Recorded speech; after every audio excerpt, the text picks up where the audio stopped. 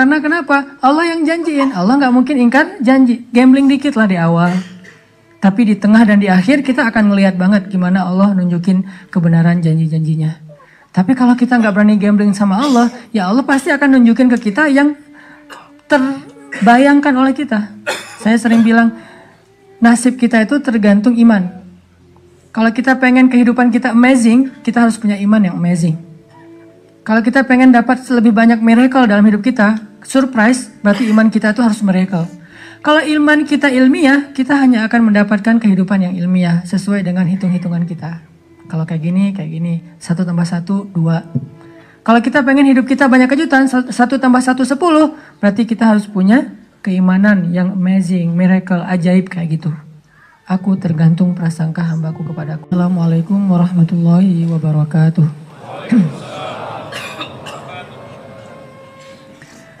Alhamdulillahirabbil alamin. Hamdan katsiran thayyiban mubarakan fih kama yuhibbu rabbuna wa yarda. Asyhadu an la ilaha illallah wahdahu la syarikalah. Lahul mulku wa lahul hamdu wa huwa ala kulli syai'in qadir. Wa asyhadu anna Muhammadan abduhu wa rasuluh la nabiyya ba'dah. Alladzi la yantiqu 'anil hawa in huwa illa wahyun yuha. Allahumma salli wa sallim wa barik ala sayyidina Muhammadin wa ala alihi wa sahbihi wa man tabi'ahu ila yaumiddin. Teman-teman sekalian, jamaah salat zuhur yang dirahmati Allah Subhanahu wa taala. Kadang Allah di dalam Al-Qur'an mengumpamakan hubungan antara kita dengan Allah itu dengan bahasa dagang atau dengan bahasa bisnis. Dan kenapa Allah menggunakan analogi dagang atau bisnis dalam hubungan hamba kepadanya?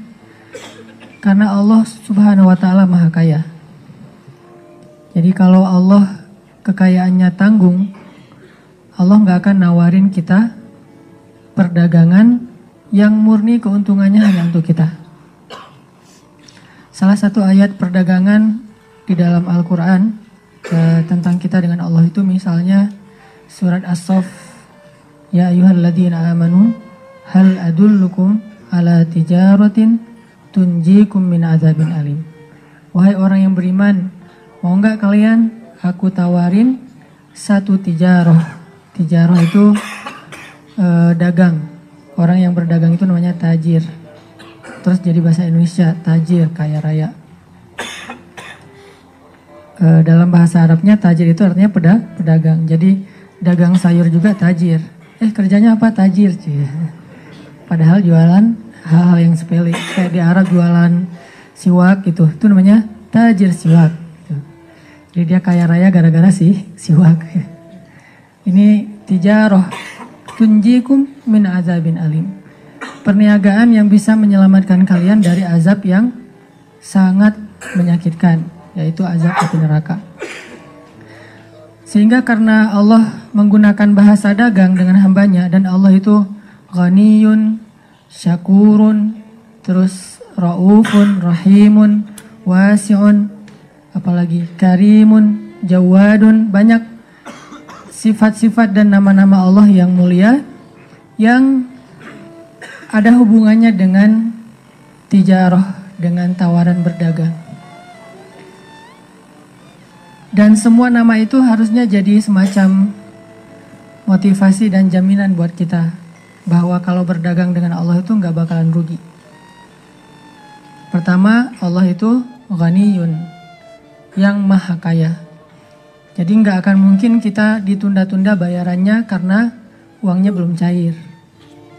Karena ternyata dananya nggak bisa diambil misalnya, atau dananya mandek dan segala macam. Nggak mungkin, karena Allah ghaniyun. Jadi hartanya itu nggak tanggung. Kalau kita berdagang atau berakad dengan makhluk, ada kemungkinan kita akan sedikit dikecewakan atau bahkan sangat kecewa karena bukan hanya dia orang yang jahat. Kadang dia orang baik juga bisa ngecewain kita. Kenapa orang baik bisa ngecewain? Karena dia manusia. Dia ngecewain kita bukan karena sengaja, tapi karena keterbatasan dan kekurangannya. Kayak kita berakad pinjam-meminjam dengan teman kita. kita yakin sama dia, kita percaya dia orang yang jujur, orang yang amanah, dan dia berjanji dalam 1 bulan akan membayar hutang. Ternyata selang 1 bulan dia datang ke kita minta maaf gak bisa bayar hutang karena duitnya belum ada, padahal dia udah berusaha semaksimal mungkin. Dan bukan karena dia sengaja, bukan karena dia tidak amanah, tapi karena dia manusia. Dan di waktu itu mungkin kita lagi butuh-butuhnya duit, sementara kita berharap dari dia gak cair, alasannya juga masuk akal. Akhirnya kekecewaan itu muncul secara natural, gak bisa dibendung. Walaupun kita nggak marah sama dia, tapi kecewa dan sedih minimal ada. Ini kalau berakad dengan makhluk. Kalau Allah nggak mungkin kayak gitu. Ibaratnya simpanannya banyak, nggak cair di bank ini masih ada bank-bank yang lain. Nggak cair dari cara ini masih ada cara-cara yang lain. Banyak banget. Semua adalah lillah tabarakalladzi biyadihil mulk. Di tangan Allah semua kerajaan. Jadi berdagang dengan Allah dengan nama Ghaniyun aja itu udah bikin kita harusnya nyaman. Gak usah khawatir lah kalau berakadnya dengan Allah. Justru khawatir kalau berakadnya dengan manusia. Nanti ada lagi sifat Allah yang lain. Innallaha la yukhliful mi'ad. Allah itu wafa. Allah gak pernah ingkar janji. Allah gak pernah menunda-nunda untuk menunaikan janji. Dan Allah itu nggak pernah ngasih persis seperti yang dijanjikan. Nggak pernah ngasih persis seperti yang dijanjikan. Yang ada Allah ngasih minimal 10 kali lipat dari yang dijanjikan. Ini namanya wafa. Memberikan lebih dari haknya. Dan Allah itu paling wafa. Sehingga kalau kita berakad berdagang dengan Allah, nggak mungkin kita dapat hak kita persis. Nggak mungkin. Apalagi rugi. Dapat persis saja enggak. Kayak misalnya ibarat kita nolongin orang hanya sekedar memindahkan duri dari jalan. Pahalanya itu bukan nanti Allah akan ngebalas kita dengan cara menyelamatkan kita dari duri seukuran itu di jalan. Enggak. Kalau misalnya kita mindahin batu ya, mungkin ukuran batu yang bisa bikin motor kepleset. Allah akan menyelamatkan kita minimal 10 kali lipat dari ukuran batu itu. Kayak misalnya sekarang lagi musim longsor nih. Ada satu batu yang ukurannya semobil. Bisa aja jatuh di atas jalan. Di daerah mana kemana teh yang viral teh? Jawa Barat lah ya. Jatuh di jalan sehingga kalau misalnya. Bahkan ada beberapa yang cukup viral tentang kebesaran Allah. Yang batunya itu jatuh persis. Kurang dari 1 detik. Dari jarak mobil yang baru lewat. Minimal 10 kali lipat dari ukuran kebaikan yang kita lakuin. Ini artinya Allah wafa. Jadi nggak ada ruginya. Sama aja nggak ada, apalagi rugi. Ini berakad dengan Allah. Ditambah lagi, Allah nggak mungkin ingkar janji. Kalau Allah sudah berjanji, Allah pasti menunaikan. Dan nggak ada penghalang bagi Allah untuk menunaikan janji. Kalau kita kadang banyak penghalang. Macet bisa berubah janjinya. Kita ketemuan zuhur ya di Telkomsel. Akhirnya datangnya menjelang asar. Kenapa? Kejebak macet, banjir. Memangnya kita bisa terbang? Gak bisa. Allah tidak ada penghalang baginya untuk menunaikan janji. Gak ada cerita Allah jadi gak menunaikan janji sama kita gara-gara repot sama Firaun. Gak ada. Firaun mah gak ada apa-apanya lah. Bahkan Allah bilang dengan bahasa sombong dan Allah berhak sombong. Satu-satunya zat yang berhak sombong kan cuma Allah ya. Jadi kalau kita sombong itu kita udah melakukan dosa besar, mengambil hak Allah. Cuman Allah yang boleh sombong. Kayak misalnya ketika Allah memberi Zakaria anak dalam usia yang secara ilmiah nggak mungkin punya anak. Zakaria nanya, gimana caranya saya punya anak? Istri saya mandul, saya udah tua.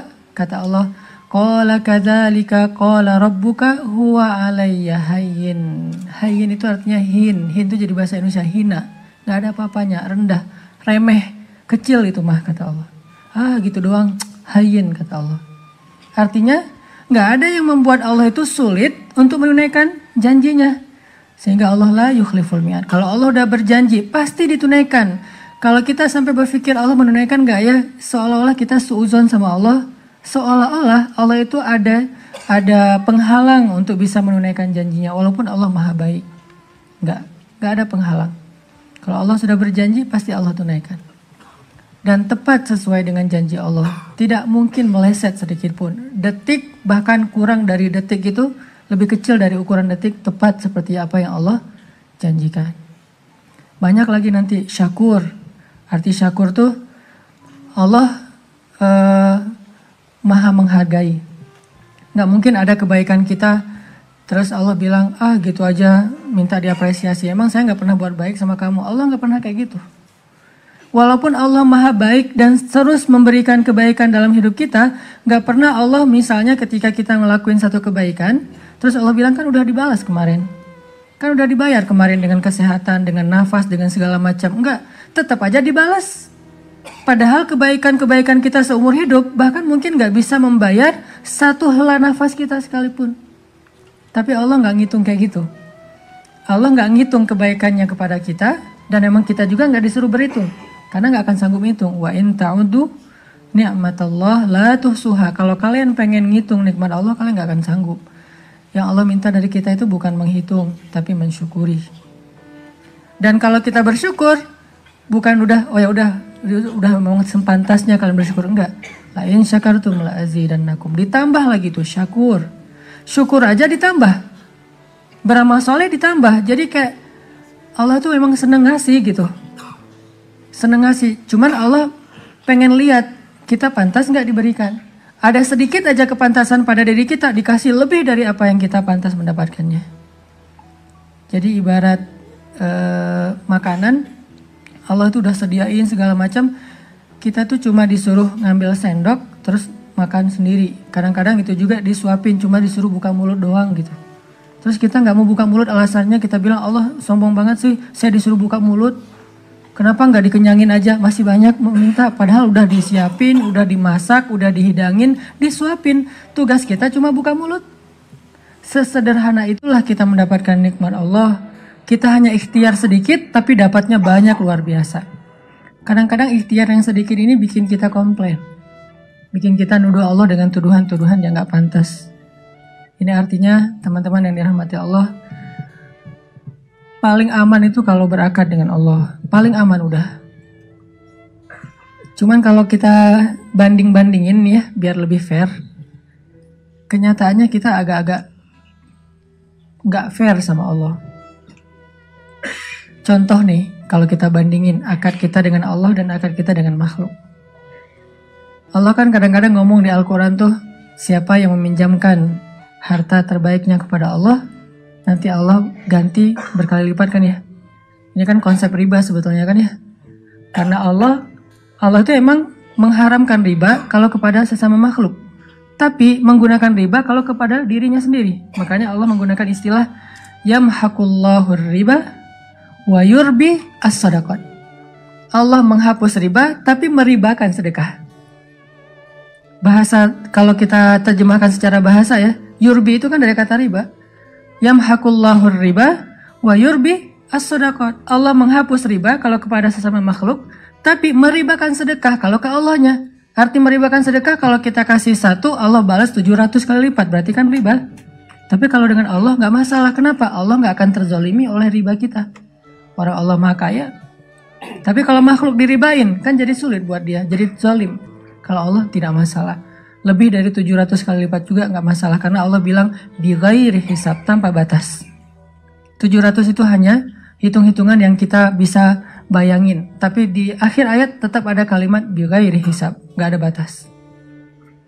Allah bilang, siapa yang meminjamkan hartanya kepadaku, sedekah, zakat, wakaf, segala macam lah, termasuk nafkah kepada istri, kepada keluarga. Siapa yang meminjamkan hartanya kepadaku, aku ganti berkali-kali lipat.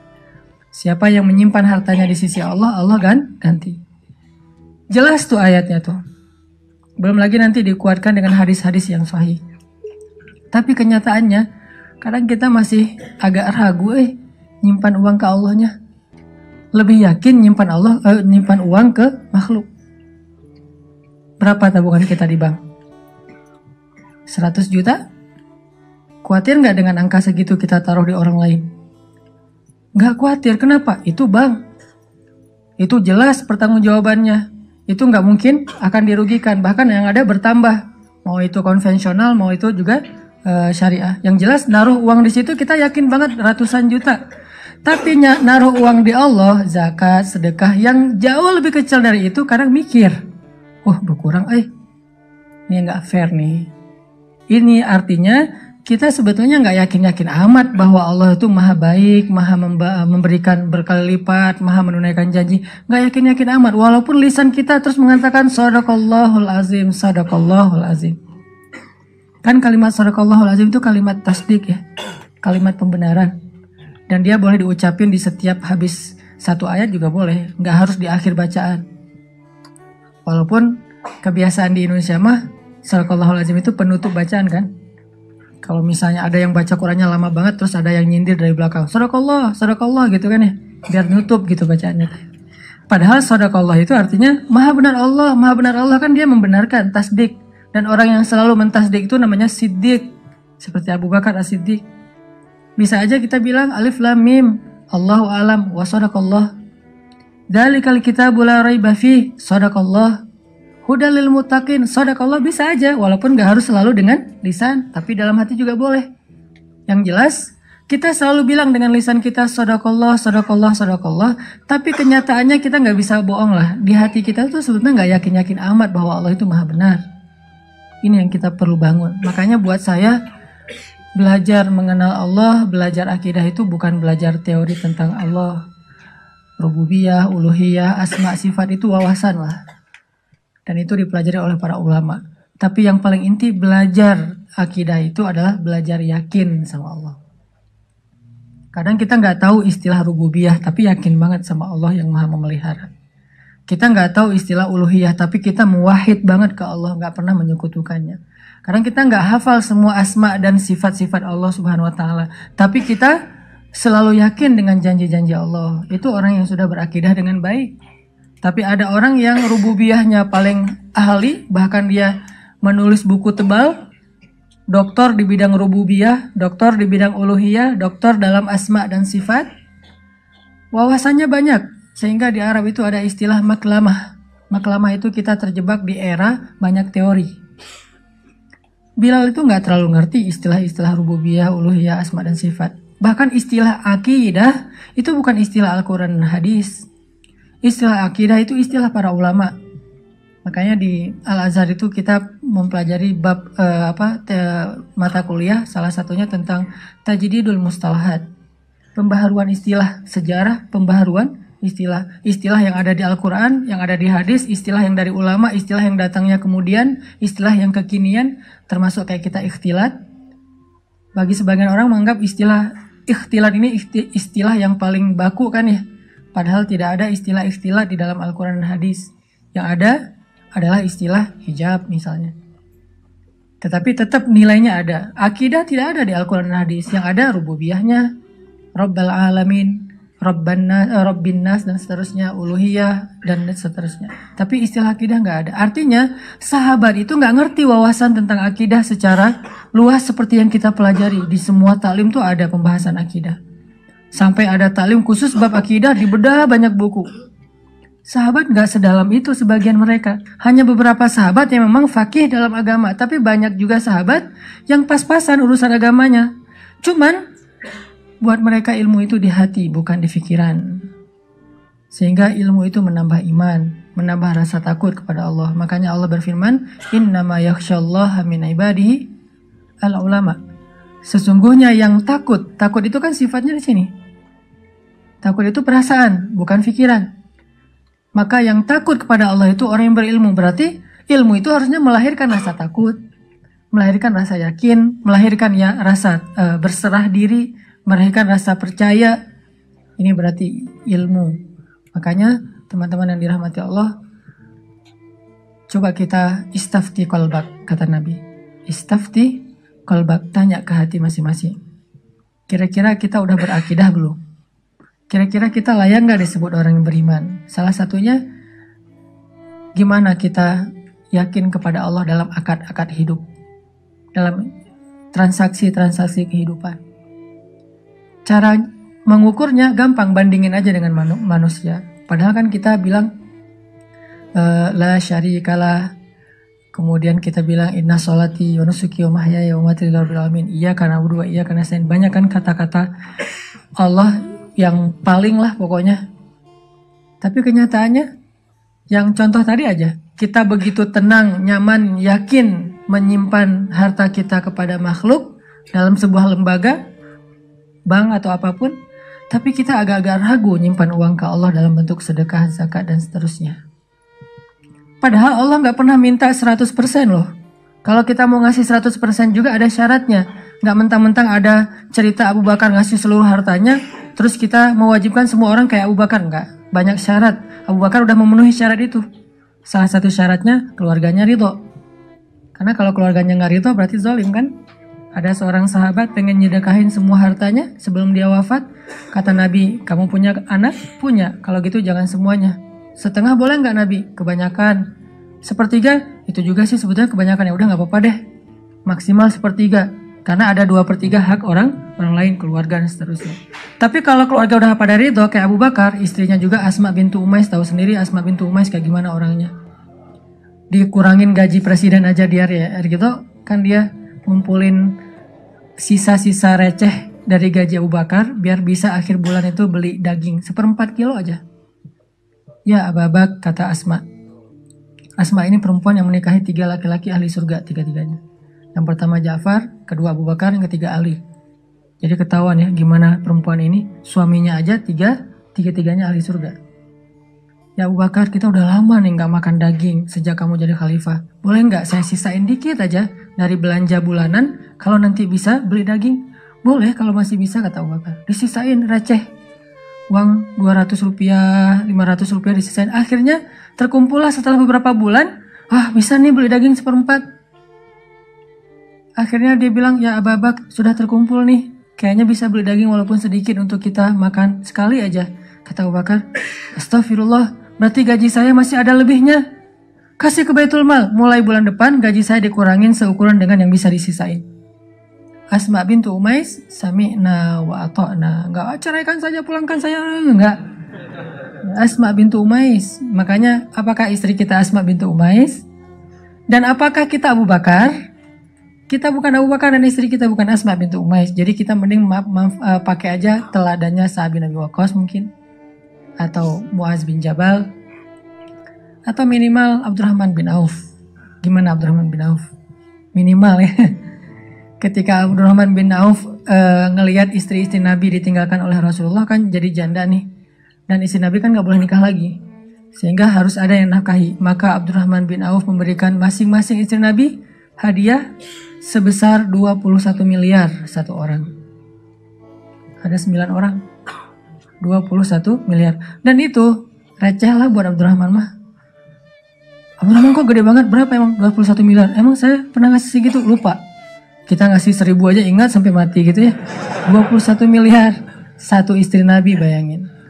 Jadi artinya, ini maaf ya gimmicknya kebanyakan kemana-mana. Intinya mah, kalau kita berakar dengan Allah gak mungkin kita rugi. Cuman mau jujur, tanya aja ke hati sendiri. Sama gak? Sama aja gak boleh sebetulnya. Masih kurang fair kalau sama. Harusnya Allah lebih ya. Tapi sama juga belum?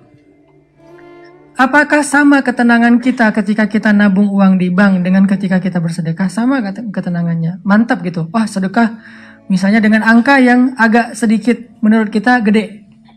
Kan itu relatif ya. Misalnya ada donasi untuk Palestina, Suriah, segala macam lah. Untuk kemanusiaan, ada untuk di Indonesia juga bencana. Kalau ngasih 100.000 mungkin kita nggak mikir. Dan 100.000 juga pulsa kita kurang ya. Kuota kita mungkin lebih dari itu. Atau sekali kita ngopi, 1 gelas udah 50.000, 60.000. Berdua sama teman kita, atau berdua sama pasangan kita udah sekali duduk di kafe itu udah 200.000. Jadi 100.000 buat kita bukan angka yang harus yakin dulu baru ngeluarin. Gak sengaja juga keluar kadang-kadang ya. Nah, parkir berapa? Jadi bukan angka yang besar lah. Coba, mungkin buat kita angka yang besar itu 1 juta. Apakah kita ngerasain ketenangan ketika berinfak 1 juta seperti ketenangan ketika kita naruh uang di bank 1 juta? Sama nggak? Kalau sama naikin lagi 2 juta, 5 juta, 10 juta sampai angka yang ketika di bank juga kita nggak yakin, ke Allahnya yakin, itu baru lebih luar biasa tuh. Kayaknya nggak ada angka ke bank kita nggak yakin kan? Semiliar juga kita yakin. Kalau ada duit 1 miliar taruh di bank. Justru lebih ragu kalau disimpan sendiri. Taruh di bank lebih yakin. Berarti harusnya walaupun Allah nggak akan minta segede itu, kita nggak perlu ragu untuk berinfak di jalan Allah. Udah ngasih aja. Kalau saya punya hashtag lah ya, yang saya coba belajar ngamalin sedikit-sedikit untuk sendiri. Sedekah sesering belanja. Sedekah sesering belanja. Terutama belanja yang bukan kebutuhan pokok. Mungkin kebutuhan pokok kita sebulan sekali belanja di supermarket 1,5 juta misalnya. Sisanya kita kan masih sering belanja tuh, ngafe, belanja baju, apa segala macam. Apalagi kalau lagi keluar kota, dinas, pulang-pulang pasti minimal belanjanya 500.000. Kalau nggak 1 juta. Saya punya hashtag sedekah sesering belanja. Kalau saya belanja 1 juta, saya harus sedekah minimal 300.000, sepertiganya. Ini buat sendiri, bukan fatwa ya, bukan hukum fikih. Motivasi nih, motivasi buat sendiri. Karena nggak boleh memfatwakan lebih dari standar fikih kan. Tapi kan boleh memotivasi lebih dari standar fikih. Makanya beda bahasa fadhailul amal dengan bahasa fatwa fikih. Fatwa fikih. Kalau ditanya fikihnya, ya sedekah semampunya. Yang lebih atau yang bahkan yang receh kalau bahasa kasarnya. Tapi kalau motivasi, coba 1/3 deh. Berarti kalau kita belanja 1 juta, budget kita 1.300.000. Begitu selesai belanja 1 juta, langsung saya udah save rekening sosial atau rekening kemanusiaan, transfer. Karena kalau transfer nggak berasa ya, lebih enak gitu. Kalau uang kertas kan, aduh tebal Kalau transfer tinggal ketik, kirim, ujung-ujung lama-lama, oh kenapa tinggal segini saldonya gitu. Pokoknya biasain kayak gitu. Jadi kita sisi positifnya apa? Pertama, kan tujuan bersedekah itu salah satu goals dari sedekah itu apa? Menghilangkan rasa kikir kan? Salah satu goals dari sedekah itu menghilangkan rasa kikir. Jadi ukuran sedekah yang afdol itu adalah ukuran yang bisa membuang rasa kikir di hati kita. Gimana membuang rasa kikir? Sampai kita ngerasa nggak sayang lagi dengan uang itu untuk diberikan kepada Allah. Itu berarti udah hilang rasa kikir. Sampai kita merasakan membantu orang lain itu lebih berharga daripada menyimpan atau menumpuk-numpuk harta. Udah hilang rasa kikir. Berarti kita harus belajar menghilangkannya dengan sedekah. 1. Kedua apa? Kita jadi perhitungan untuk belanja. 1 juta, 1.300.000. 2 juta, 2.600.000. 10 juta, 13 juta. Kan gitu kan ya? Jadi ngitung gitu. Apalagi buat ibu-ibu nanti nih. Ibu-ibu lah. Karena kadang-kadang kalau kan ada tutorial belanja ala Rasulullah kan. Salah satu tutorial belanja ala Rasulullah itu apa? Bawa barang sendiri. Nabi pernah lagi belanja di pasar, terus ditemenin sama Abu Hurairah kalau nggak salah. Pas Nabi beli apa gitu, Abu Hurairah pengen bawain barang Nabi. Kata Nabi, orang yang belanja membawa barangnya sendiri. Nanti baca tuh di Riyadhus Shalihin. Bab etika-etika gitu, termasuk etika berbelanja. Kenapa disuruh bawa barang sendiri? Biar ketahuan kalau dia udah belanja banyak. Bayangin yang bawanya suami, supir, kan gak ketahuan. Enteng aja kan ya, yang dibawa cuma kartu kredit doang atau kartu debit misalnya. Kan ringan tuh, begitu dia bawa sendiri rempong gitu kan. Oh udah banyak juga ya belanja saya. Makanya Nabi menyunahkan tutorialnya bawa belanjaan sendiri, jangan titipin ke orang lain. Jadi teman-teman yang dirahmati Allah SWT, di situ kita bisa ngukur. Kita nih yakin gak sih sama Allah sebetulnya? Karena kalau kita gak terlalu yakin sama Allah, wajar kalau gitu kehidupan kita itu agak-agak banyak tersendat. Soalnya kenapa? Aku tergantung prasangka hambaku kepadaku. Ya kita sendiri yang jadi jawabannya. Gimana kita yakin sama Allah, kayak gitulah Allah ngasih ke kita. Saya sering membuktikan hal-hal kayak gitu, agak sedikit spekulasi tapi ke Allah. Jangan spekulasi ke makhluk. Kalau mau spekulasi, dalam tanda petik gambling, coba gambling ke Allah. Arti gambling ke Allah, lakukan sesuatu yang beresiko, tetapi yang diridhoi Allah ya. Karena kalau beresiko nggak diridhoi Allah kan bahaya. Nggak ada akad berarti dengan Allah. Sesuatu yang beresiko tapi diridhoi Allah. Saya pernah ngebuktiin itu berkali-kali. Menikah. Kok beresiko Ustaz? Nggak punya modal nikahnya. Kan standar pertanyaan paling mainstream tuh kalau mau nikah apa? Dari calon mertua. Kerjanya apa gitu kan ya? Paling mainstream tuh. Kalau saya ditanya kerjanya apa, belum punya pekerjaan. Terus gimana ngasih makan? Allah yang ngasih makan. Tapi pede jawabnya. Sampai mertua juga. Belum lagi ngeluarin dalil ya. Kan ustadz lah ya. Banyak dalil lagi. Ayat, hadis, banyak lah udah saya kumpulin bisa jadi satu buku tuh. Khusus ayat dan hadis untuk melamar. Mudah-mudahan nanti bisa di-share ayat dan hadis bahan untuk melamar, nembak calon mertua lah.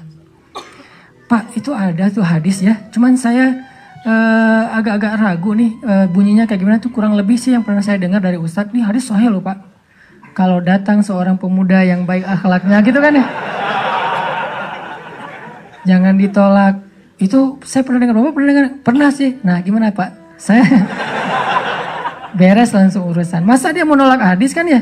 Ingkar sunnah tuh udah jadinya bahaya. Duh jangan pakai hadis deh dan segala macam. Gak mungkin dia ngomong kayak gitu. Nikah tuh gak punya modal, tapi ya bismillah aja lah. Gambling kan. Masa saya mau taat kepada Allah dibiarin telantar kan gak mungkin.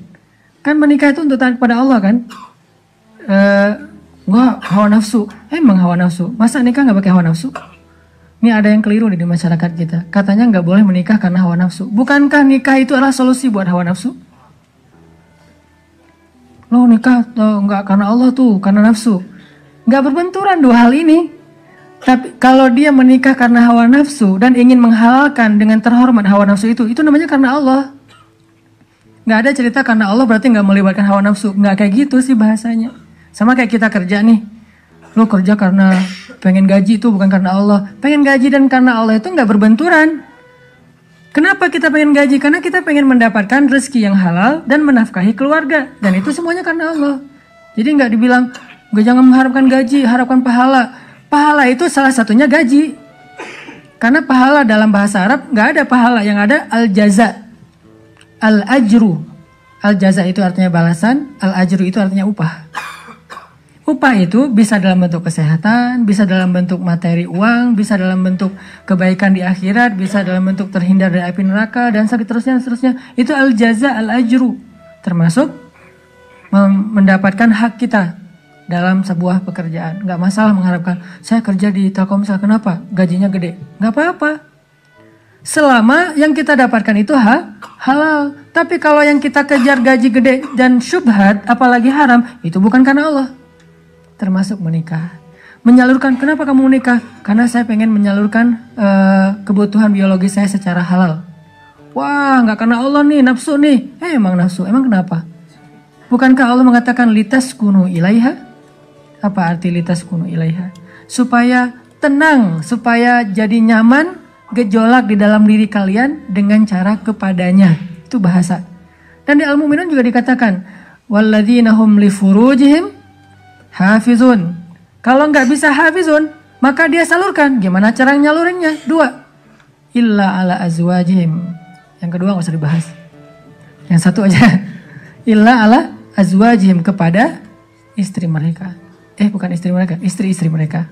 Illa ala azwajihim. Kalau dia menyalurkan dengan cara yang lain selain yang dibolehkan kayak gitu, kata Allah, faulaika humul adun. Dan Allah nggak suka kepada orang yang melampaui batas. Jadi menikah karena Allah, karena saya ingin menyalurkan kebutuhan biologis secara halal misalnya. Makanya mencari yang sesuai dengan kriteria masing-masing. Kalau misalnya ada yang kriterianya harus yang Arab, cari aja Syarifah, Habaib apa. Kalau Habib perempuannya Syarifah kan ya. Atau saya pengen yang Oriental, pergi aja ke Korea lah atau ke Jepang. Saya pengen yang misalnya etnik, nah, bisa di Indonesia misalnya. Ini mas selera, nggak masalah. Bukankah Nabi justru mengatakan memilih perempuan itu yang pertama justru fisiknya? Walaupun yang paling berharga bukan fisik, tapi tetap ditaruh yang paling depan. Karena itu yang ketahuan duluan kan. Kita nggak mungkin tahu kesolehannya langsung ketika awal ketemu, ini soleha banget nih, belum tentu. Ketika udah kenal dekat baru tahu ternyata dia rajin tahajud, rajin tilawah. Walaupun kadang-kadang kita ngelihat dia di Instagram postingan terakhir tilawah, alhamdulillah 1 juz hari ini misalnya. Bisa kayak gitu. Tapi rata-rata yang pertama dilihat fisiknya kan ya. Walaupun fisik banyak menipu sih, hasil editan segala macam. Pas ngeliat orangnya, lebih cantik dari di Instagram, cie. Dia salah ngedit. Ini artinya teman-teman, kalau menikah itu karena Allah, kenapa takut? Bukankah Allah sendiri berjanji kalau mereka fuqara, apa arti fuqara? Gak punya apa-apa. Kalau miskin masih punya apa-apa, cuma dikit. Kalau fuqara gak punya apapun. Allah yang yughniyahumullah, Allah yang akan mencukupkan kebutuhan mereka. Oh, Allah yang cukupin, ya udah selesai. Nikah, datang, yuk nikah yuk. Gak gitu sih caranya. Terlalu polos kayak gitu mah pasti ditolak lah. Adalah trik-triknya pasti teman-teman udah mempraktekkan, kalau enggak pasti berstatus masih jomblo ya. Jomblo itu kurang kreatif menurut saya. Kalau yang udah nikah pasti kreatif banget, tahu banget cara-caranya gimana ya. Alhamdulillah berhasil. Setidaknya untuk dia berhasil setelah puluhan orang yang gagal misalnya. Kalau yang jomblo nih kayaknya harus latihan nih, belajar kepada yang udah nikah, nanti di kantor sambil istirahat sharing deh. Gimana dulu lo nembak calon istri? Gitu aja. Gimana gitu aja, tahajud dulu. Ya Allah yang membolak-balikan hati. Hati dia memang ada di dalam tubuhnya, tapi pemiliknya bukan dia, tapi Engkau ya Allah. Setahu saya nih, dia kayaknya hatinya ke si fulan. Dah saya mah gak bisa kecuali dia. Ya Allah, ya Allah, ya Allah. Akhirnya berhasil. Dan saya ngebuktiin itu banget. Saya sering bilang, saya itu bukan tipe istri saya loh.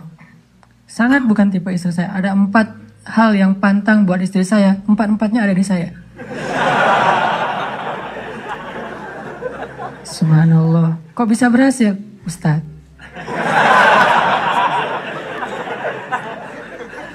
Dia berdoa, ya Allah, jangan itu, jangan itu, jangan itu, jangan itu. Saya cuma berdoa sekali, ya Allah, please yang itu. Ternyata tiba-tiba ya, kelepek-kelepek, gak berhasil dia. Saya tanya, kenapa kamu milih saya? Bukankah 4-4-nya ada pada saya? Pertama, gak mau orang Sumatera. Katanya orang Sumatera itu keras. Saya? Dulu. Orang Sumatera itu keras. Orang Aceh, Sumatera, kuliah di Mesir. Nggak Mesir mah, Sumateranya Arab. Kan Arab juga ada Sundanya, ada Jawa ya. Sundanya Arab itu kayak Yaman. Itu Sundanya Arab, lembut-lembut. Sampai Nabi sendiri mengakui kan, orang Yaman itu hatinya lembut. Kalau Jawanya Arab tuh yang ulet gitu kerja itu Palestina. Karena Palestina itu terkenal dengan keteguhannya. Tapi kalau Sumateranya Arab yang ngomongnya keras gitu, belak-belakan, spontannya luar biasa, itu Mesir banget. Di Mesir nggak ada ceritanya kita nunggu damri itu nggak ada. Yang ada ngejar damri. Kita nunggu di halte, damri ngeliat kita makin iseng tuh, dicepetin. Mahasiswa cepat begitu. Kita lari ngejar. Yang nggak biasa naik damri itu mahasiswa Malaysia karena mereka kan beasiswa dari kerajaan, sehingga dianjurkan jangan naik damri, naik taksi. Tapi kadang-kadang mereka kehabisan duit juga naik damri. Begitu turun, berlawanan arah itu ngegelundung tuh. Kita di atas ketawa-ketawa aja, Malaysia. Bukan negaranya ya, orangnya karena terbiasa naik taksi, naik MRT. Dan kita mah damri, desak-desakan. Kalau udah ramai di dalam damri marah-marah, sallu ala nabi, udah sallallahu alaihi wasallam. Cara paling sederhana mendamaikan orang di Mesir itu suruh salawat. Wah, humar segala macam. Mereka kalau ngomongnya kasar tuh nyebutnya humar, keledai. Karena keledai itu kan simbol hewan yang bodoh di Al-Quran kan. Ya humar gitu dan segala macam humar. Sallu ala nabi sallallahu alaihi wasallam. Ya, mulai lagi gitu. Tapi pas salawat mereka bisa cooling down dulu dikit. Saking menghargai Rasulullah ya. Kadang-kadang ada juga yang sambil marah. Sallu ala nabi sallallahu alaihi wasallam. Di Mesir, orang Sumatera kuliah di Mesir, kebayang udah Sumatera itu mungkin agak keras, kuliah di Mesir. Jadi wataknya tuh terbentuk dengan 2 negeri. Alhamdulillahnya ketemu orang Jawa yang mungkin beda banget dengan Sumatera. Gak mau dia orang Sumatera, saya Sumatera. Sumatera Aceh pula, dan Aceh di tempat markasnya GAM, Aceh PD. Dan itu kan GAM dulu banyak di situ ya. Terus yang kedua gak mau yang kulitnya dof.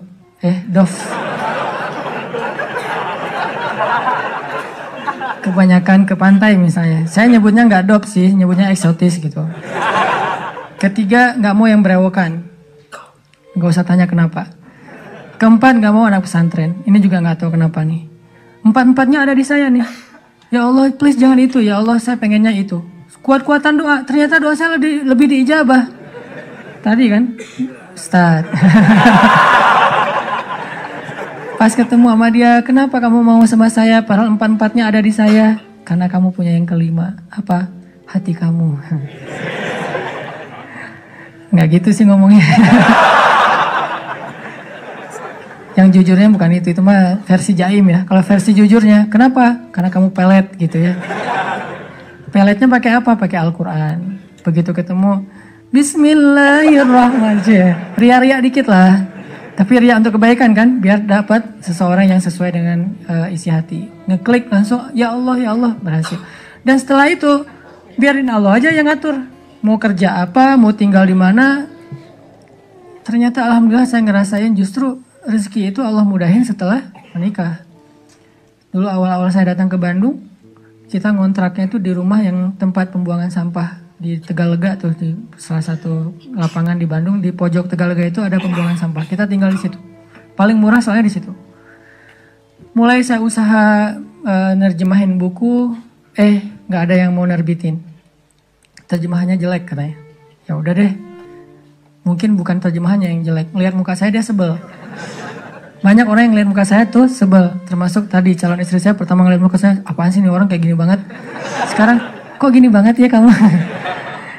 Tuh terjemahin buku gak bisa. Akhirnya saya nulis buku sendiri. Karena gak bisa nerjemahin, nulis aja sendiri. Capruk aja pokoknya, nulis apa yang bisa ditulis, tulis. Ditaruh ke penerbit juga gak ada yang mau nerbitin. Ada satu-satunya penerbit mau nerbitin, katanya royaltinya sedikit banget dan bayarnya setahun sekali. Bayangin royalti setahun sekali. Sedikit sekali lagi tuh. Akhirnya saya terbitin sendiri. Jadi penerbit, jadi direktur, jadi penulis, jadi kuli. Angkat buku pakai kotak Marlboro, lintasin Jalan Soekarno-Hatta, ngirim ke Sumatera, Kalimantan. Pelan-pelan akhirnya usaha nambah dari penerbitan ke jual pulsa. Jadi saya dulu pernah jadi vendor gitu sih, bahasa kerennya, vendor Telkomsel gitu ya. Saya tuh jual pulsa, ada 60 cabang pulsa di Bandung sebelum ada di Alfamart dan Indomaret. 60 cabang pulsa. Terus nambah lagi ke jual beli mobil second. Beli, jual, dikira orang kaya banget, padahal gonta-ganti aja karena emang dijual. Tapi yang harga murah di bawah 100 juta, bukan yang mobil-mobil mahal. Terus coba-coba di properti. Ternyata Allah mudahin setelah menikah. Karena kenapa? Allah yang janjiin. Allah nggak mungkin ingkar janji. Gambling dikit lah di awal. Tapi di tengah dan di akhir kita akan ngelihat banget gimana Allah nunjukin kebenaran janji-janjinya. Tapi kalau kita nggak berani gambling sama Allah, ya Allah pasti akan nunjukin ke kita yang terbayangkan oleh kita. Saya sering bilang, nasib kita itu tergantung iman. Kalau kita pengen kehidupan kita amazing, kita harus punya iman yang amazing. Kalau kita pengen dapat lebih banyak miracle dalam hidup kita, surprise, berarti iman kita itu harus miracle. Kalau iman kita ilmiah, kita hanya akan mendapatkan kehidupan yang ilmiah sesuai dengan hitung-hitungan kita. Kalau kayak gini, 1 tambah 1, 2. Kalau kita pengen hidup kita banyak kejutan, 1 tambah 1, 10, berarti kita harus punya keimanan yang amazing, miracle, ajaib kayak gitu. Aku tergantung prasangka hambaku kepadaku. Dan salah satu cara nguji iman, gambling aja sama Allah. Saya berangkat ke Mesir gambling, gak bawa uang sama sekali. Tapi alhamdulillah di Mesir, Allah kasih rezeki yang luar biasa. Bahkan bisa ngirimin buat adik-adik di Aceh karena ibu saya kalau telepon ibu, "Mak butuh apa? Adik-adik belum bayar sekolah," kirimin bayar sekolah. "Mak butuh apa? Ini mau bulan puasa di rumah nggak ada kulkas, masa beli es terus di tetangga. Berapa kulkas? 1 aja nggak usah banyak-banyak, beli kulkas." Alhamdulillah bisa ngirim gitu. "Mak butuh apa lagi? Nih kamu kalau telepon mak harus nggak enak ke tetangga. Selalu nelponnya ke rumah tetangga kan. Pasang telepon dong di rumah, nanti kamu bayar ya bulanannya." Siap, kirimin. Pokoknya alhamdulillah kehidupan di rumah kita juga jadi terangkat sejak ke Mesir. Padahal pergi ke Mesirnya nggak punya modal. Modalnya apa? Allah di Indonesia dengan Allah di Mesir itu sama. Itu aja modalnya. Kalau di Indonesia saya bisa makan, kenapa di Mesir enggak? Orang Allahnya sama. Yang ngasih makan kan sama. Kecuali Allahnya beda. Berarti pendaftaran dulu, ngisi form visa dulu, segala macam kan repot kan. Tapi Allahnya sama. Jadi yang ngasih saya makan di Indonesia Allah yang itu, yang ngasih saya makan di Mesir juga Allah yang sama. Jadi nggak ada yang berubah kecuali tempatnya doang. Sumbernya sama, gambling. Akhirnya Allah mudahkan. Berangkat nggak ada beasiswa. Tapi sampai di sana dapat 3 beasiswa. Dan ternyata mudah banget. Pertama kayaknya salah satu yang paling cepat dapat beasiswa di Mesir itu saya tuh. Biasanya kalau dari Indonesia nggak dapat beasiswa, terjun bebas, sampai di Mesir tuh harus lulus ujian pertama dulu nih, baru dapat beasiswa. Minimal 6 bulan. Saya kurang dari 1 bulan dapat beasiswa. Datang, seminggu pertama ditampung sama teman-teman yang seleting. langsung lamar beasiswa dulu ke beberapa lembaga. Mesir itu negara yang menengah, bukan negara kaya, tapi memberi beasiswa ke ratusan ribu mahasiswa asing. Negaranya tuh bukan kayak Kuwait, kayak Emirat, kayak Dubai, bukan. Negara biasa banget, lebih lemah dari Indonesia secara ekonominya. Tapi ngasih beasiswanya luar biasa ke mahasiswa asing, ratusan ribu, terutama Afrika. Nah akhirnya saya coba tes beasiswa, ditanya dari mana, Indonesia, bisa ngaji nggak? Karena dipikir orang Indonesia nggak bisa ngaji. Saya bilang dikit-dikit, biar nggak ngasih yang susah-susah gitu ya. Dikit-dikit saya bilang. Oh ya udah, coba baca surat apa? Al-Fatihah aja deh. Ya, Al-Fatihah mah insya Allah lah ya. Al-Fatihah baca, saya pakai irama Al-Ghamidi. Bismillahirrahmanirrahim. Alhamdulillahi Rabbil Alamin. Dia nangis. Wah baper Yang ngetesnya nangis. Masya Allah, orang Indonesia bisa ngaji. Ceplok langsung beasiswa. Wah mudah gening dapat beasiswa. Saya datang lagi ke lembaga yang lain.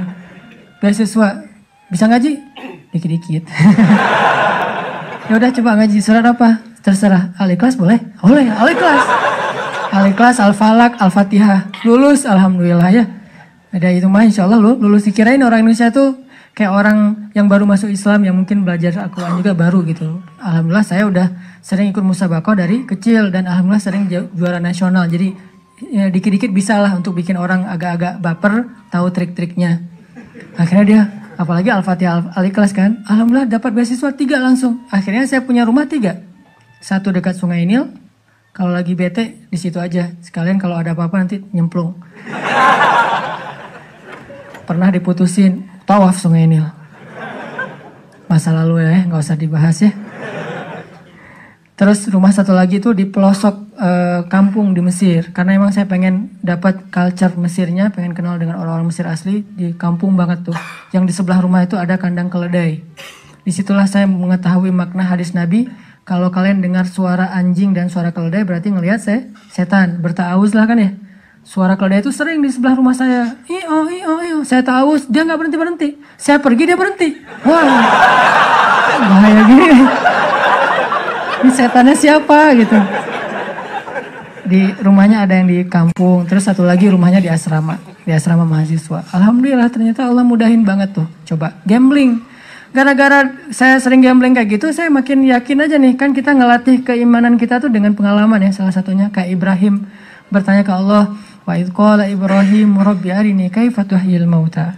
Qala awalam tu'min? Qala bala walakin liyatma'inna qalbi. Ya Allah, gimana cara engkau menghidupkan yang mati? Kata Allah, emangnya kamu gak beriman? Beriman ya Allah, cuman pengen nambah.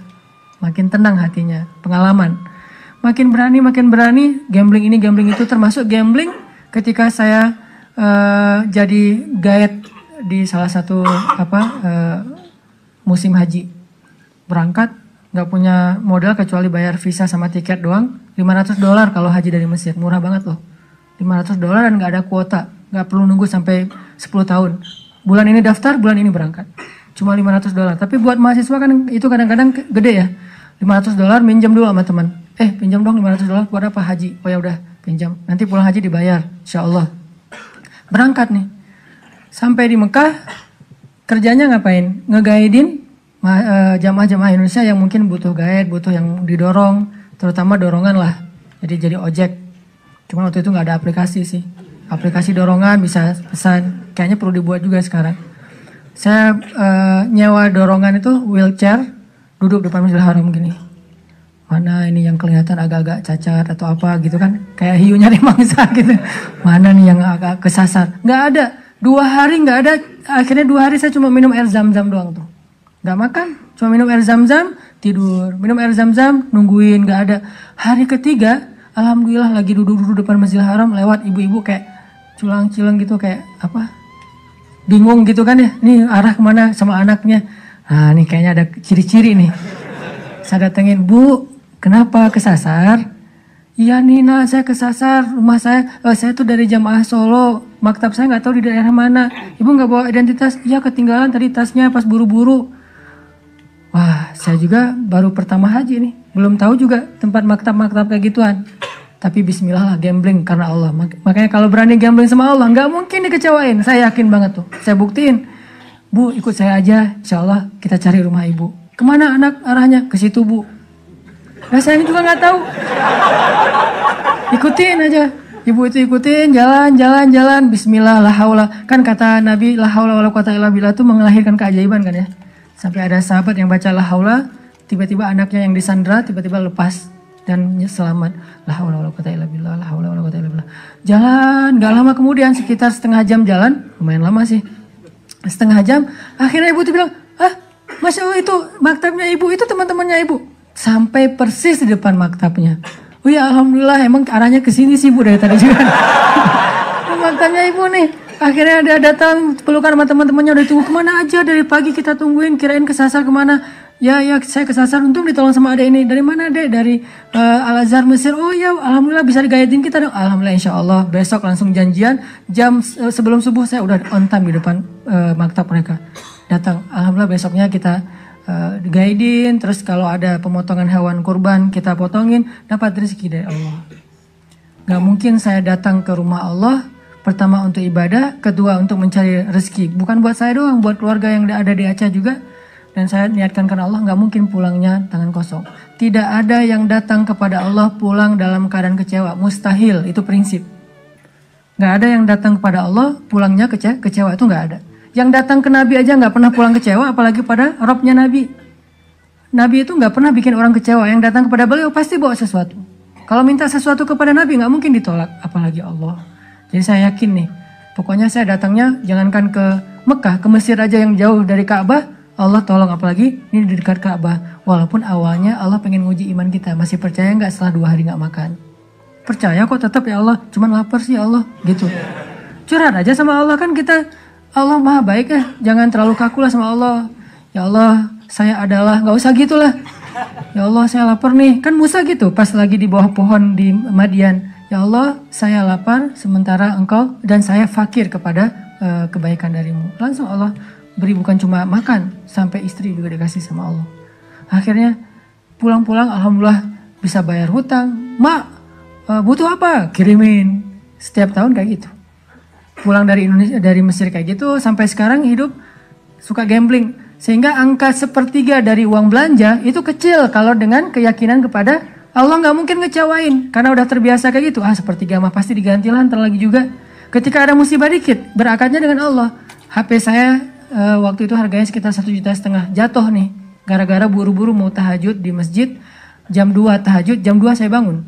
Kan udah telat nih, jadi panik, nyambar HP, jatuh. Layarnya retak, gak bisa dipakai.